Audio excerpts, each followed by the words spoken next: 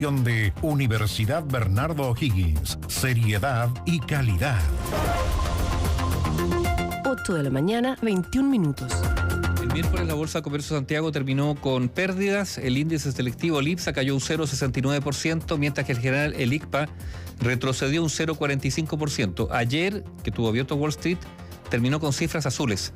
El Dow Jones subió un 0,55% y el Nasdaq sumó un 1,13%. El precio del dólar bajó 11 pesos con 40 centavos el miércoles. Se cotizó comprador 867 pesos con 50 centavos y vendedor 867 pesos con 80 centavos. Valor del euro, 924 pesos con 4 centavos. La unidad de fomento para hoy es de 34.863 pesos con 92 centavos. Y hasta ahora el cobre sube levemente un 0,01%, se cotiza a $3 con 88 centavos, pero ayer subió fuertemente el cobre en la Bolsa de Metales de Londres un 2,44%, cerrando a $3 con 87 centavos la libra. ¿Qué pasa con el petróleo? El precio del petróleo Brent, que sirve de referencia para Chile, sube 0,51% y se negocia el barril en $76 con 58 centavos. En tanto, el petróleo WTI aumenta 0,99%, alcanzando los $72 con 19 centavos el barril. Y la OCDE, la Organización para la Cooperación y el Desarrollo Económico, se cuadró con el gobierno y anticipó que la recesión de la economía nacional no será profunda y que dará paso a una rápida recuperación. Expertos, sin embargo, alertan sobre la menor capacidad de crecimiento a mediano plazo en la economía chilena. Esto tras el reciente ajuste a la baja del Banco Central en su proyección para el PIB tendencial. Todos los detalles los tiene Joaquín Aguilera. Joaquín, muy buenos días. Hola, buenos días. Sí, una de las principales conclusiones que nos dejó el pasado IPC del mes de noviembre, que conocimos el día miércoles, fue que la inflación probablemente no va a ceder tan rápido como se estaba pronosticando, como muchos estaban pensando. Y un interrogante similar comienza a instalarse también respecto a la magnitud de la recesión o ajuste que va a tener la economía el año 2023 y qué tan rápida va a ser la recuperación o la salida de esas cifras negativas. En su informe de política monetaria, el Banco Central volvió a rebajar sus proyecciones de crecimiento para el próximo año y lo hizo desde una contracción que en septiembre pensaban que iba a ser de 1% hasta 1,25%. ¿Cuáles son las razones de este nuevo escenario? Aunque dice la presidenta del Banco Central que en el escenario central no ha habido grandes cambios desde septiembre, sí describió un deterioro de las condiciones externas y cifras de inversión, que si bien este año ha sorprendido al alza, eso no quita que para el próximo año van a caer cerca de un 5% según la proyección de este IPOM. Un escenario que en el gobierno han analizado de hecho de buena manera, dicen que no dista mucho de sus propias proyecciones y lo mencionó así el ministro de Hacienda, Mario Marcel, que destaca que este IPOM concuerda en por lo menos pronosticar que va a haber una recuperación ya a mediados del 2023. Lo que hace la diferencia es si respecto del primer trimestre se contempla alguna caída adicional o la velocidad con la cual se vaya produciendo la recuperación posterior. Pero vislumbrar una inflexión durante los primeros meses del 2023 creo que es algo en lo cual coincidimos plenamente con el Banco Central, más allá de que en las cifras promedio resulten cifras algo distintas.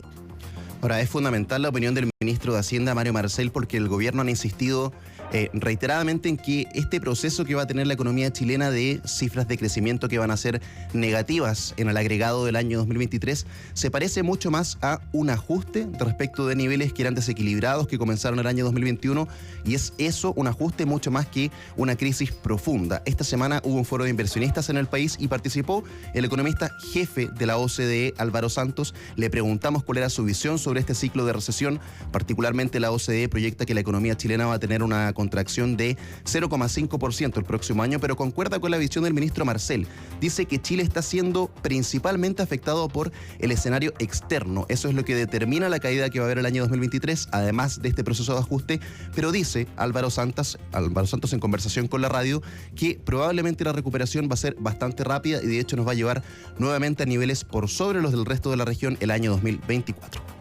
Los próximos trimestres van a ser trimestres de ajuste, pero van a empezar a recuperar medianos del próximo año y 2024 ya creciendo bastante, el 2,6% al menos, que va a ser uno de los crecimientos más altos de la región, pero no solo la región, de la OCDE. Y por eso lo vemos con un ajuste que es necesario, pero un ajuste que no va a ser muy largo y un ajuste que no va a ser muy grande. Ahora, entre la visión de los expertos locales, sin embargo, también hay alertas encendidas y principalmente por uno de los datos que entregó este IPOM del Banco Central, actualizando la estimación sobre la capacidad de crecimiento de mediano plazo que tiene la economía chilena. Se rebajó fuertemente esta estimación respecto del PIB tendencial desde 2,8% que se estimaba el año pasado hasta solamente 2,1%. Ese fue el ajuste que tuvo este cálculo, según se explica en este documento, respondiendo a una productividad que va a seguir a la baja como ha sido tendencia en los últimos años en Chile, un menor grado de inversión y también un menor espacio de recuperación en cuanto a la participación laboral, es decir, que personas o grupos de rezagados que no han vuelto al trabajo probablemente se van a mantener así o van a volver en forma mucho más lenta y eso va a quitar cierto espacio en la recuperación de la economía. Además mencionan también que progresivamente Chile, para acercarse a los estándares de la OCDE, va a comenzar a tener menores horas trabajadas, lo que en esta etapa por lo menos los próximos 10 años debería contribuir a una menor capacidad de crecimiento agregada. Por esta razón, el economista de Econsult, Arturo Claro, considera que la recuperación podría no ser tan rápida como se piensa y como también han planteado acá el gobierno, incluso también la OCDE.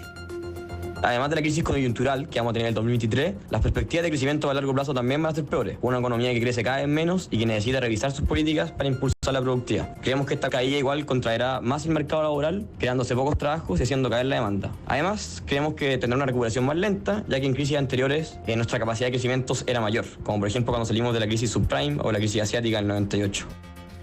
Ahora, más allá del concepto que se utilice para catalogar esta recesión que va a tener la economía chilena el próximo año, más allá de la magnitud que tenga y la velocidad que pueda tener eventualmente también la recuperación, otras visiones como por ejemplo la del economista del Observatorio del Contexto Económico de la Universidad Diego Portales, Cristóbal Gamboni, que de hecho fue coordinador macroeconómico del Ministerio de Hacienda en el gobierno anterior, prevé que sin duda, más allá de la definición que se le dé a este proceso, va a ser un ciclo doloroso que evidentemente va a tener muchos efectos sobre el sector privado.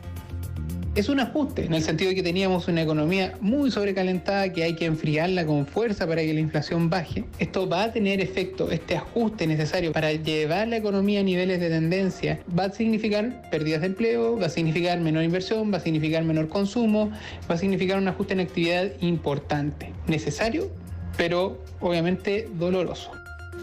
Ahora, en medio de toda esta discusión de cuál va a ser la magnitud de la recesión y cómo se va a salir de ella, por lo menos ayer el Ministerio de Hacienda tuvo una noticia positiva. La clasificadora de riesgo Fitch Ratings se mantuvo la nota de riesgo de Chile en A negativo, pero con perspectiva estable. Destacan sobre todo el proceso de consolidación fiscal que ha mantenido este año, que sí ha sido destacable por parte del gobierno. O sea, en el fondo lo que dicen, va a ser un periodo recesivo, quizás no tan profundo. Ahora hay que decirlo, periodo recesivo mientras los países de la región no van a tener crecimientos negativos, sí, ¿eh?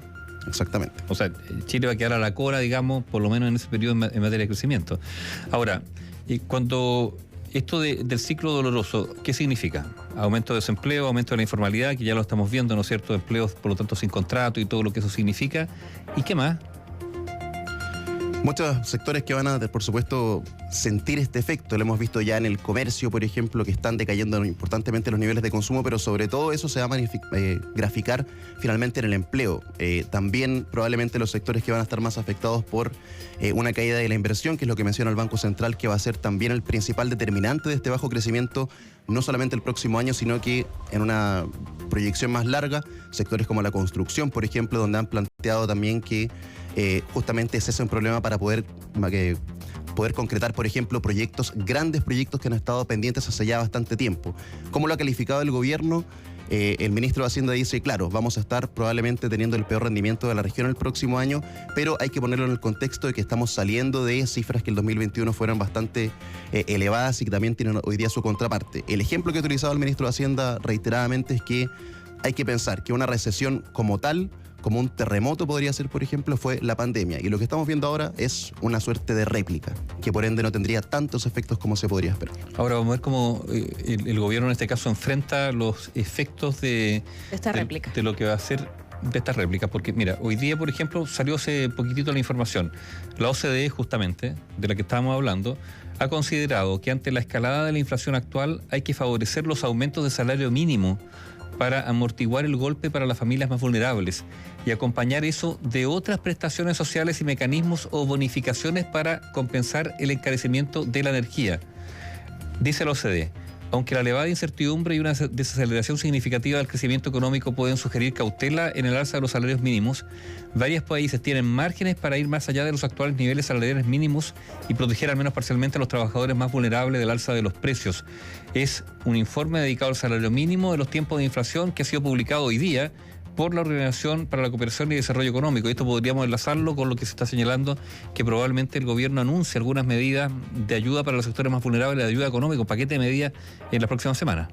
Sí, de hecho, esta semana cuando conversábamos con Álvaro Santos y por qué él piensa que este proceso de recesión no va a ser tan doloroso como podría ser una recesión, digamos, como un terremoto, por ejemplo, en Chile, y por qué se parece mucho más a un ajuste que a una crisis, él decía porque también Chile, dentro de todos los países, es de los más reformistas que hay, y que por eso está trabajando también este gobierno, por ejemplo, hizo alusión a la reforma tributaria, que son proyectos que lo que buscan justamente es mejorar los niveles de desigualdad de la economía chilena y que en ese sentido apoyar a los sectores más desprotegidos que eventualmente ante esta actitud reformista que tendría el gobierno probablemente no van a ser dejados de lado. Ahora, si uno le pregunta a los dirigentes empresariales del país, por ejemplo, tienen una visión bastante opuesta. Dicen, bueno, está bien, hay que apoyar, está bien subir el salario mínimo en tiempos de inflación, pero si metemos todo esto a una juguera, 40 horas laborales, alza del salario mínimo, reforma tributaria sobre la mesa, reforma de pensiones que también tiene cambios importantes respecto a la lógica en que los costos laborales principalmente, dicen que todo junto probablemente es algo que no favorece la recuperación y que va a generar alguna dificultad adicional. Esto exporta también de la reforma de salud, la reforma del sistema de salud que se viene también en los próximos meses. Exactamente. La visión general, más allá de las críticas que pueda haber de un proyecto u otro, es que hay muchos temas sobre la mesa y que eventualmente en un contexto económico recesivo eso puede ser no muy favorable. Y un frenazo en la actividad económica evidente que se ha vivido en los últimos meses con trimestres, digamos, móviles a la baja y que se van a prolongar por lo menos un par más, dicen. Por lo menos dicen, a ver, la visión del gobierno, y por eso está la diferencia con el Banco Central, es que ya entre el primer y el segundo trimestre, en la comparación trimestre contra trimestre, deberíamos comenzar a ver ya cierta recuperación. La visión del Banco Central y la mayoría de las proyecciones es que eso probablemente se traslade ya a mitad de año. Eso en todo caso es una discusión estadística y está por verse porque, por ejemplo, si miramos las cifras de empleo, recién se está advirtiendo alguna señal de deterioro, por ejemplo, en aumento de la informalidad, menor creación de empleos, pero todavía no se ve esa crisis profunda que, bueno, según ha dicho el ministro de Hacienda, probablemente ya no llegó. Habrá que ver si es que efectivamente se va a manifestar ya con mayor profundidad en los próximos meses. Gracias, Joaquín. Buenos días. Buenos días. Y a propósito porque hay datos, digamos, que muestran la desaceleración de la economía. Que lo grafican. Uno es, por ejemplo, claro, muy gráfico, lo publica hoy día el diario La Tercera, la caída en la venta de cemento y por lo tanto no podría decir la caída en la construcción. Los despachos de cemento retrocedieron 13,5% entre enero y septiembre de este año en la suma de los tres mayores actores del mercado que son Polpaico, Melón y Biobío. En total bajó desde 3,7 millones a 3,2 millones de toneladas de cemento vendido y aunque subieron sus precios de venta, los costos también crecieron. Polpaico redujo sus ganancias en un 65%, Cementos Biobío en un 69% y Cemento Melón anotó pérdidas al tercer trimestre. Las mayores presiones de costos de producción y distribución resintieron los estados financieros de los primeros 9 meses del año reportados por las 3 cementeras que divulgan sus cifras a la Comisión del Mercado Financiero. Esto lo hemos revisado como consecuencia de los incrementos en los precios de los combustibles, las materias primas y el transporte, a lo que se sumó la alta volatilidad en el precio de cambio y el aumento de los costos financieros derivados de las alzas de las tasas del Banco Central. Pero además las 3 empresas cementeras locales, Biobío, Polpaico y Melón, fueron golpeadas por la desaceleración de las obras en el sector construcción, lo que se reflejó en caídas en los despachos de cemento y hormigón. La provisión de su producto principal, el cemento, cayó 13,5% entre las 3 compañías, descendiendo de 3,7 a 3,2 millones de toneladas. En total fueron 500.000 toneladas menos de cemento que se despacharon. En el caso de Polpaico, la mayor del sector, el descenso fue de 9,5% hasta 1,5 millones de toneladas, lo que la firma atribuyó a un menor dinamismo en el sector. En Melón, en cambio, la baja fue de 15% y en la de Biobío fue más abrupto, 18,5% de menos despachos. La baja de la actividad económica mundial, sumado a ello la inestabilidad política y económica local, ha afectado negativamente en la inversión, sumado a ello las detenciones parciales de proyectos de explotación minera durante el trimestre de julio a septiembre. Esto ha provocado una baja en los despachos de cemento y hormigón, argumentó BioBio. Si bien la tasa de crecimiento del PIB y del sector de la construcción siguen siendo positivas, estas son inferiores en comparación con 2021, resalta Melón, que describe un mercado muy desafiante por los bajos precios de importación desde Asia y una alta capacidad ociosa de la industria local. Y hablábamos recién de la OCDE, ¿no es cierto?, lo que había señalado respecto a la situación económica chilena, que va a ser una recesión suave con recuperación el próximo año, ha señalado, y también lo que acaba de informar la OCDE es un estudio sobre el salario mínimo, y la OCDE ha considerado que ante la escalada de la inflación actual hay que favorecer los aumentos del salario mínimo y acompañar esto con otras prestaciones sociales y mecanismos de bonificación para compensar el encarecimiento de los productos, va a decir la inflación. Pues bien, el gobierno adelantó que va a presentar, y podríamos decir en línea de esto que ha señalado hace instantes la OCDE, este informe que ha evacuado hace cosa de minutos. Bueno, en esa línea, el gobierno ha adelantado que va a presentar un nuevo paquete de medidas económicas antes de fin de año, y algunos parlamentarios oficialistas esperan que las ayudas sean directas, con transferencias de